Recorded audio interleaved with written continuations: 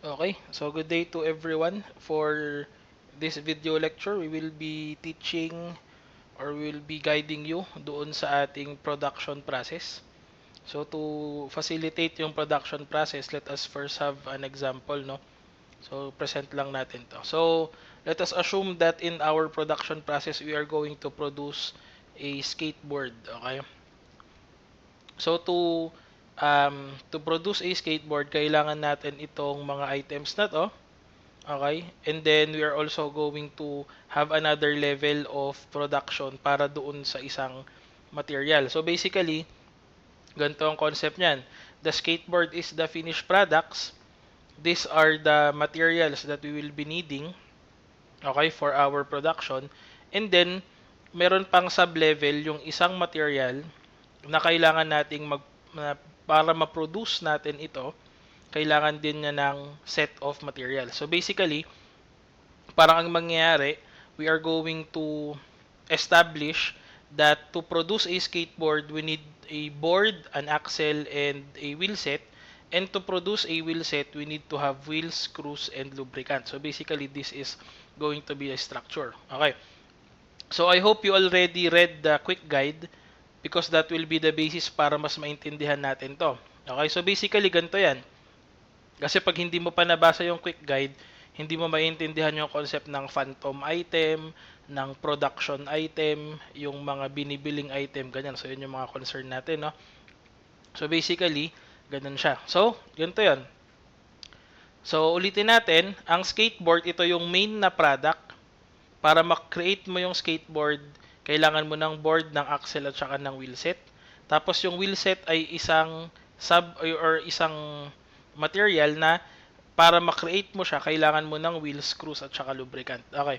So, the reason kung bakit natin in-emphasize itong wheelset as an item na iba yung kulay, okay? Kasi itong wheelset na to, ito yung tinatawag na phantom item. Okay. So, ano bang phantom item? Okay. Basically, a phantom item is a, kumbaga, fake item. Kaya nga siya phantom, di ba? Phantom item or fake item.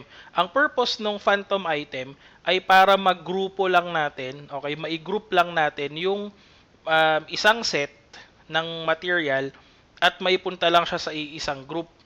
Okay? So, yun ang purpose niya.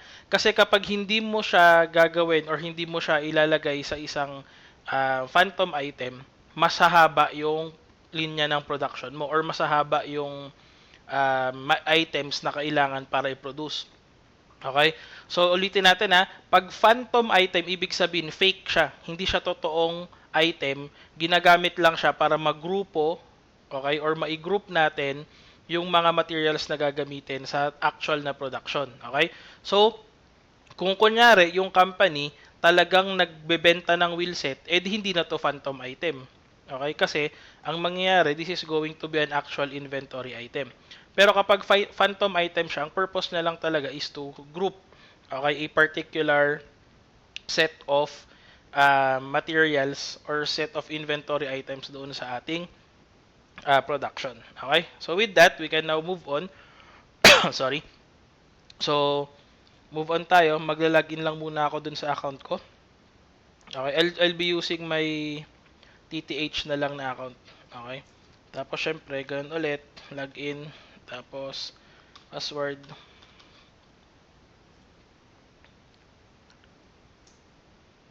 So, we just wait for the system to log in. Okay? So, yan. Sometimes medyo mabagal talaga. Okay? So, we'll just wait for it to load. Okay? Again, do not forget, kapag lumabas yung select default branch, wag mo siyang i-cancel. Kailangan i-double click mo tong ating branch name. Okay? Para ma-activate yung ating default branch. Kasi pag hindi mo ginawa yun, mag-error na naman yung system mo. Okay, confirmation of recurring postings, close mo na lang yan. We don't need that. System message log, we don't need that. Okay, so now that we have already logged in, the next thing that we need to consider is paano natin gagawin yung process. Okay, so the first thing that you need to do is to check if these items are already existing in your inventory item master data. So, ang first natin gagawin is we will go to inventory and then item master data.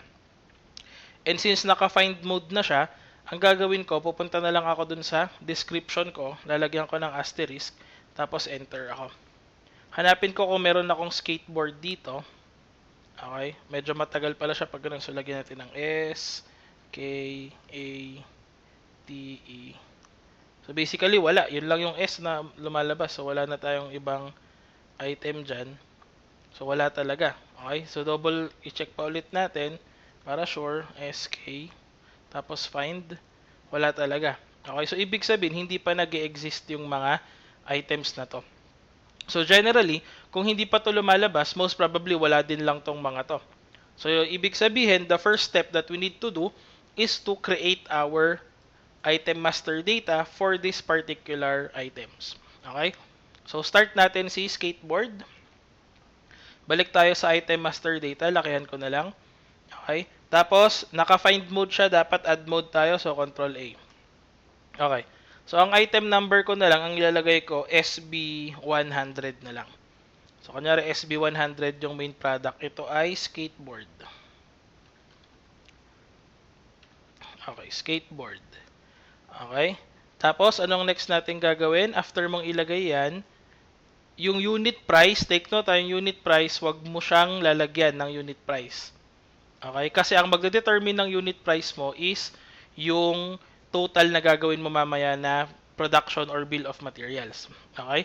Ang gagawin mo na lang dyan will be, punta ka sa planning data, tapos, yung procurement method, hindi dapat buy yan. Dapat yan ay make. Okay? Yun lang. So, balikan natin. Si main product, ang gagawin mo lang sa kanya, lagyan mo ng item number, lagyan mo ng description, tapos pumunta ka sa planning data, gawin mo siyang make. Okay? Para ang magiging process niyan, pinoproduce siya, hindi siya binibili. Okay? Tapos from there, wala nang problema, add ka na lang. Okay? So, SB100 created successfully. Anong next na step natin? Gagawin na natin si board. Okay? So, board naman tayo ngayon. So, kunyari, ano na lang to, SB100-1 na lang kasi siya yung first na item. So, bahala na kayo later on dun sa item number. In your activities, most probably, meron siyang nakalagay na dun. So, ito, board na to. Board. So, this time, itong board ay kailangan niya ng unit price. So, kunyari, ang price ng isang board ay sabihin na natin, ano lang, 10 lang, 10. Okay, kunyari dollars ang usapan. So, 10 kunyari yung board. Okay. Pagkatapos,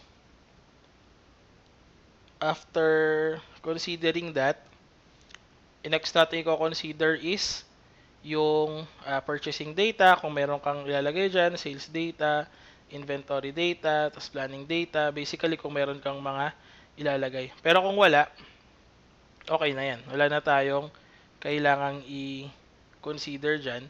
Start na, or ang next mo na lang na gagawin dyan is to add na lang. So, balikan natin yung board, lagyan mo ng item number, ng description, tapos lagyan mo siya ng ating unit price. Okay, tapos kung wala ka nang ilalagay, or wala nang ibang details dyan, wala ka nang aayusin, you can now click add. Okay, so next, lakihan ko ulit, sorry, medyo gumalaw. Okay. Next, gawin na natin si Axel. So, gawin natin tong SB100-2. Tapos ito ay si Axel. Kunyari, ang presyo ng Axel ay 5 lang. So, ilagay natin 5. Tapos, wala na ulit tayong ilalagay for general. Purchasing data, wala na ulit yan. Sales data, inventory data, wala na. Planning data, wala na rin tayong ilalagay dyan. So, wala kang babaguhin dito. Okay, so yun lang.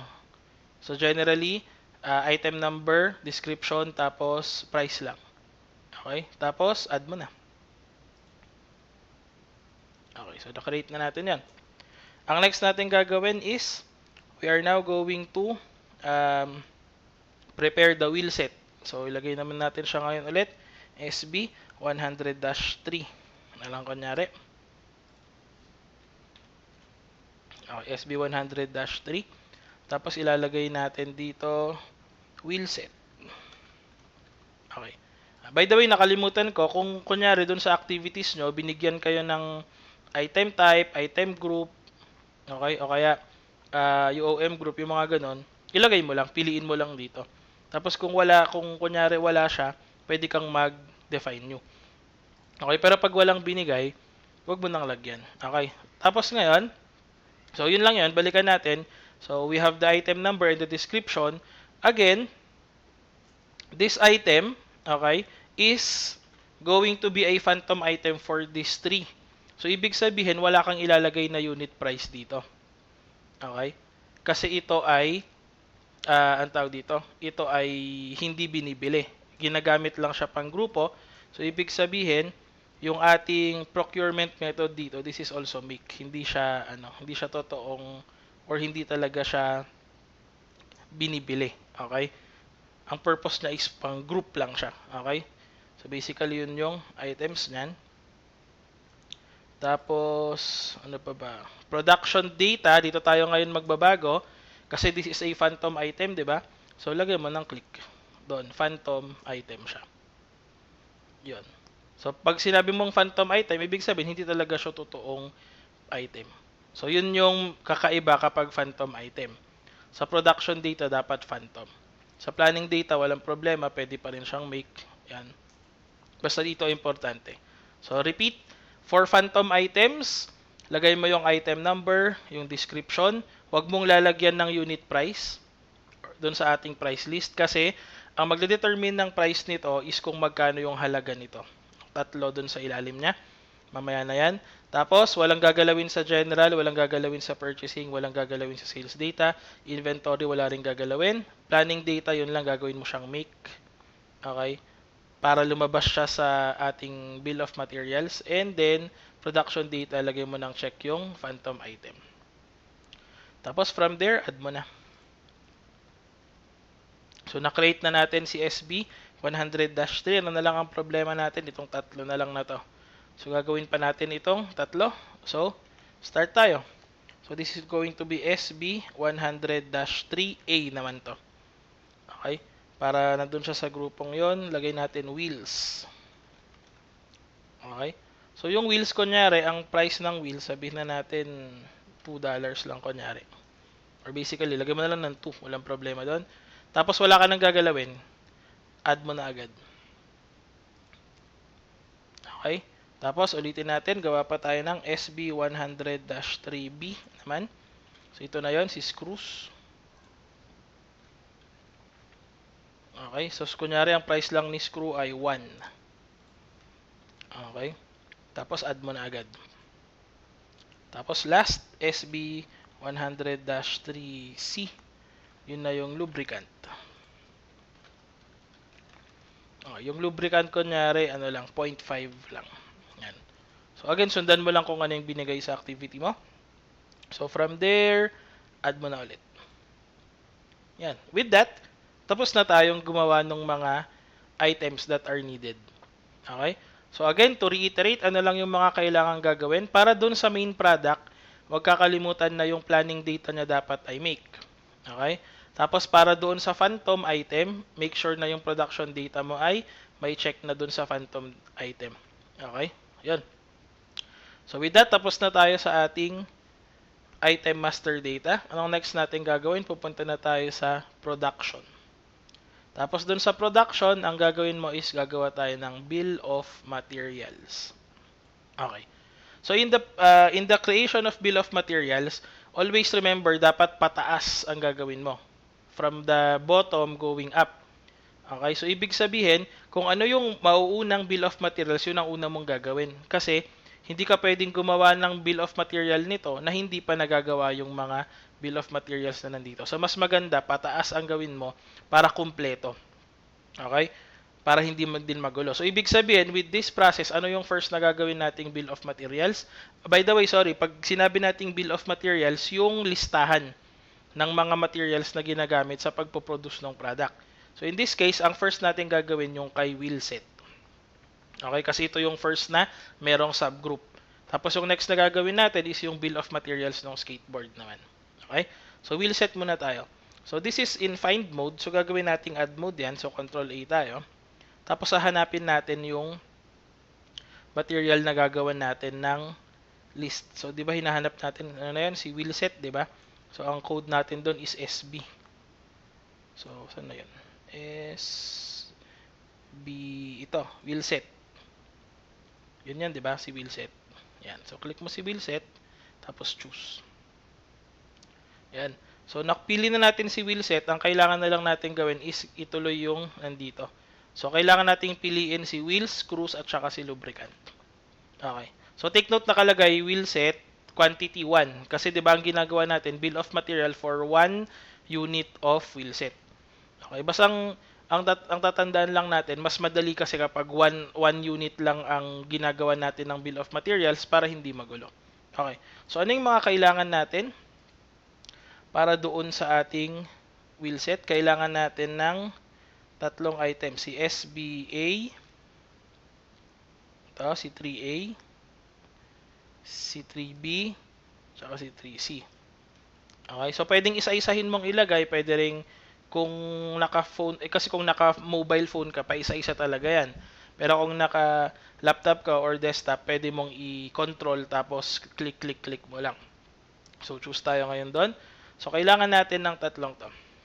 Okay. So, based on our materials, kailangan natin ng 4 na gulong. So, lagay mo dito ang quantity, 4. Based on our bill of materials, ilang screws ang kailangan? 4 din. So, lagay mo ng 4. Tapos, ilang lubricant? 1. So, 1 lang. So, 4, 4, 1. Okay? So, ano ngayon ang next mong gagawin?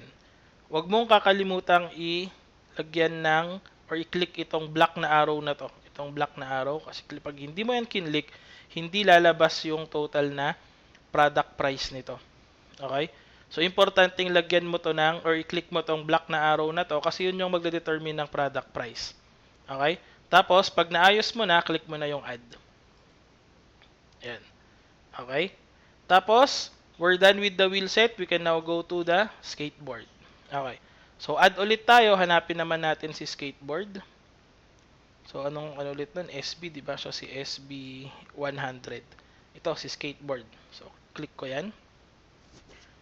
Para mag-produce ng 1 unit ng skateboard, take note, mas maganda pag 1 lang ang basis mo para mas flexible yung production mo. Anong mga kailangan natin? Kailangan natin ng SB 100-1. Ito, yung axle at saka yung wheelset. So, yun lang yung kailangan mo. Hindi mo na kailangang piliin tong mga nasa ilalim ng wheelset kasi naka-fix na siya kanina. So, click mo tong choose. So, lalabas na siya ngayon.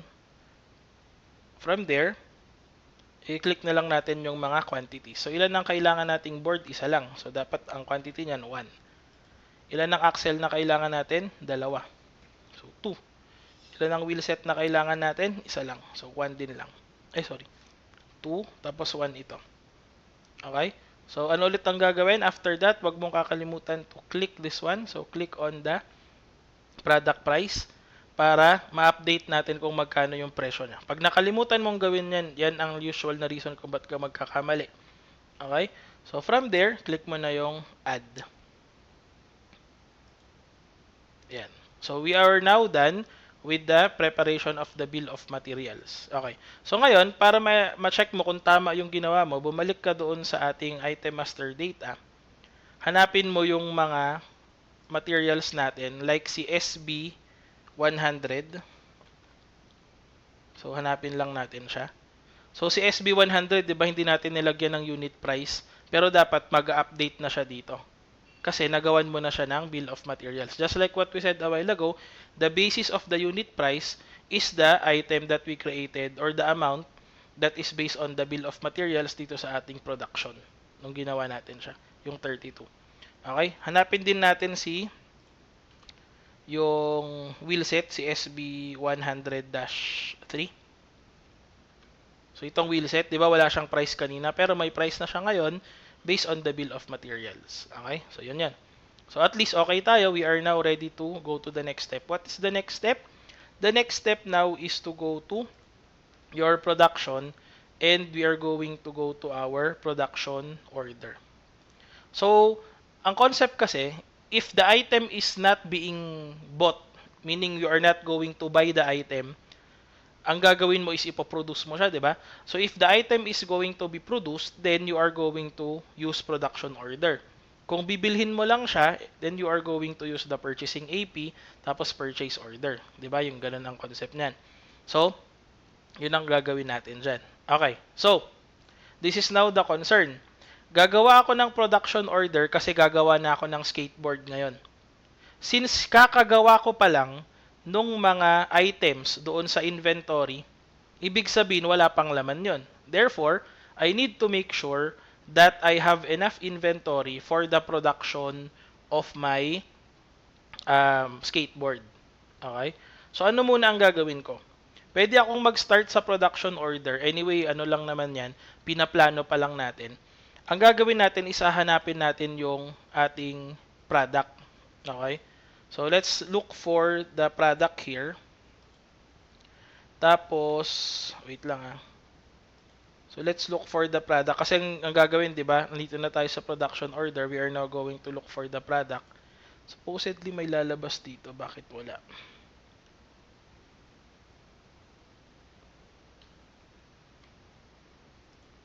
Wait. Production order as planned. Okay, lagyan natin ng asterisk para lumabas. Ayun, pwede. Ganun na lang. So, lagyan mo ng asterisk tapos enter mo para mahanap natin yung gagawin. So, basically, ang gagawin mo lang ng production order, si ano lang, si skateboard lang. Kasi yan lang naman ang ipoproduce natin. So, choose. Okay? Ang next mong gagawin is to ask yourself, ilan ba ang gagawin kong skateboard? Okay? So, yung skateboard na gagawin mo is depende kung ilan yung in order or ilan yung kailangan mo. So, assume na lang natin, dito sa planned quantity, kailangan nating mag-produce ng 10 na skateboard. So, from there, if that is 10 skateboards, mag-update dito later on sa baba yung planned quantity, okay, kung ilan yung tatamaan doon sa mga ito. So, basically, based on this information, the planned quantity, if we're going to prepare 10 units of skateboard, is ito. Kailangan natin ng 10 board, 20 na axle, 40 na wheelset, or 40 na wheels, okay, 40 na screws, and 40 na lubricant. Pansin mo, nawawala yung wheelset. Bakit? Kasi, if you're going to create the production order, mawawala talaga yung phantom item. Tas ang lalabas dito, yung mismong item or yung mismong material na kailangan. Okay? Hindi wheelset ang lalabas dyan. Ang lalabas yung mismong item. Kaya ang lumabas dito, yung laman ng wheelset. Okay? Now, the question here is, kung ito yung planned quantity, kulang. Wala akong available. Tinuwa, walang issued, walang available. So, hindi ako makakapag-produce ng material. Okay? So, ang gagawin ko na lang dito later on is, i-add ko muna to, pero ino-note ko yung mga kailangan ko na units kasi ito yung bibilhin ko later on. So, I'll add this first, but basically, I will take note that I need 10 boards, 20 axles, 40 wheels, 40 screws, and 10 lubricants. So, that's 10, 20, 40, 40, 10. Okay? So, add ko muna to. So, meron akong production order na naka-planned pa lang. Okay? So, walang problema. Close ko muna to. I will go back to purchasing AP and I will go immediately to goods receipt PO. Okay? Para kunyari, umorder bili agad. Okay? Hindi na hinihintay. So, bahala ka na kung sino ang iyong vendor. So, kunyari na lang, pili, in your activity, I think you're supposed to use your own vendor, the one that is designated in your activity. But for me, since walang naka-designate, pipili na lang ako kahit sino. Okay? Tapos, bibilhin ko na ngayon yung mga materials na kailangan ko. So, SB, mag-start ako kay board. Okay. Tapos, ay axle, kay wheels, kay screw, tsaka kay lubricant. Okay. Yun lang yung pwede kong bilhin. Yun lang yung 5 kailangan ko, so choose na ako. Okay. Ilan ulit yung kailangan kong board? Diba? 10. So, 10 bibilhin ko. Yung axle, kailangan ko din ng 20. Tapos 40 dito na Itong 3A is yung wheels, no? Tapos 40 din na screws. Tapos 10 lubricant. Yun. So basically, yun yung mga kailangan kong materials. So since pag nag-goods receipt PO kasi agad ako, diretso na. Okay, ang downside kasi if gagawa ka pa ng purchase order, ganun din, yung purchase order ililipat mo pa as goods receipt PO, so mas matagal yung process. So diretso na lang goods receipt para automatic may available na ako. So from there, click ko tong add. Tapos cannot change this document, yes lang. Okay, so we are done already with the goods receipt PO. Close ko to. I can now go back to my production. Tapos punta ako ulit sa production order. Titignan ko yung last data record ko. Okay, para lumabas yung skateboard. Okay, so ngayon, if you look into doon sa ating material, hindi siya nag-update dito, yung mga available, etc. Okay? Pero basically, at least, alam natin na ready yan. So, ang gagawin natin, balikan natin to, from planned, gagawin natin siyang released. Okay? So, basically, planned siya, meron na tayong available na raw material, so pwede natin siyang i-release. So, click natin yung release. Tapos, click natin yung update. Okay? So, yun na siya. So, nag-update na. So, ibig sabihin, pwede, naka-release na siya, pwede na nating gawin mismo yung production. So, close ko to. Pupunta na tayo sa receipt from production. Dun sa receipt from production, kailangan mahanap natin yung nirelease galing sa production order. So, ang gagawin mo, click mo tong production order na to. Lalabas yung item na nirelease mo. Ito yon, yung skateboard. So, click mo yung choose. Okay. So, ngayon meron na yan. Pag kinlik ko tong add, ibig sabihin, marirelease na siya, marireceive na from production. So, ibig sabihin, ready na. Okay? Or available na for production or ready for production na yung item. So, pag kinlik ko tong add, okay, you cannot change this, yes lang. So, tapos na. Meron na rin tayong natapos doon. So, na-receive na natin. So, ang next natin gagawin, since na-receive na siya, balik tayo doon sa ating production order. Tapos, tignan natin kung ano na yung status ng item, last data record. So, na-release na siya. Tapos, close na siya. So, ibig sabihin, ready na, kompleto na yung ating material. Pwede na tayong magbenta. Okay, kasi hindi na to pwedeng ma-edit. Oh, wala na, naka-release na. So, ang next natin gagawin, i-check natin kung talagang meron tayong material o meron tayong available na skateboard. So, ang gagawin mo, go to inventory, item master data, hanapin natin ulit si skateboard, si SB100, hanapin natin siya. So, pag pumunta ako sa inventory data, dapat may laman na siya. Ayun, no? Oh, may laman na ako ngayong 10. Okay? So, ibig sabihin, ready na. May 10 na akong available. Pwede na akong magbenta. Okay?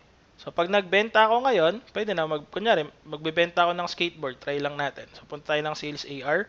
Diretso na lang ng delivery. Okay? Tapos, kunyari, magbebenta ako kay Norm Thompson na lang, kunyari. Choose ulit. Bentahan natin siya ng isang skateboard. Ayan, skateboard. Tapos choose. Benta tayo ng isang skateboard. Kunyari, isa o dalawa na lang. O dalawang skateboard. Tapos add mo na lang agad to. Tapos yes. O di yun na. Okay na. Walang problema kasi meron kang available na materials or may available kang inventory ng skateboard. Yun siya. Okay? So, that's basically the production process. Okay? So, to sum up, anong first mong gagawin? Ang first mong gagawin, pumunta ka sa inventory, item master data, i-check mo kung available yung mga or kung meron ng data yung mga kailangan mong items. Yung naka-indicate dun sa activity mo, in this case, yung mga ito. Tapos, kung wala, gawa ka. So, like yung ginawa nating first step, ginawa natin lahat. Okay? Yun yung first step. Ang second step natin is pupunta ka sa production, gagawa ka ng bill of materials. Yung bill of materials na gagawin mo is based on an ascending order. Okay, ascending. So, magagaling ka sa baba, piliin mo muna yung first group na kailangan ng bill of material bago ka pumunta doon sa taas. So, ibig sabihin, unahin mo tong wheel set bago tong skateboard. So, yun yung ginawa natin. Pag nagawa mo na yung bill of materials, close mo na yan. Ang next mong gagawin, pumunta ka sa production order at magawa ka ng planned activity for the production of a particular item. Para malaman mo kung ilan yung kailangan mong units na bibilhin mo. Okay? Pag nalaman mo na yung kailangan mong units, okay, i-add mo muna yung production order na planned, tapos pumunta ka agad sa purchasing AP, tapos goods receipt PO agad, bumili ka na agad ng mga materials na kailangan mo. Tapos add mo, pag nabili mo na, balik ka kay production, tapos production order, palitan mo yung status from planned papuntang released, di ba? Okay? From planned papuntang released. Okay? Pag na-release na, add mo to. Tapos pumunta ka sa receipt from production. Click mo yung production order. Hanapin mo yung kaka-release mong item. Ilagay mo ng check. Tapos add mo. Okay? From there, dahil naka-benta ka na or dahil naka-produce ka na, pwede ka nang magbenta. So, mag-deliver ka kunyari kahit isa lang doon sa designated na customer mo. Yun. So basically, that is how you are going to do the production process. So with that, after mong matapos, kunyari, nagawa mo na lahat, click mo na lang yung file, tapos exit ka na. File, tas exit na. Tapos yes. Okay, so that's the end of our video lecture.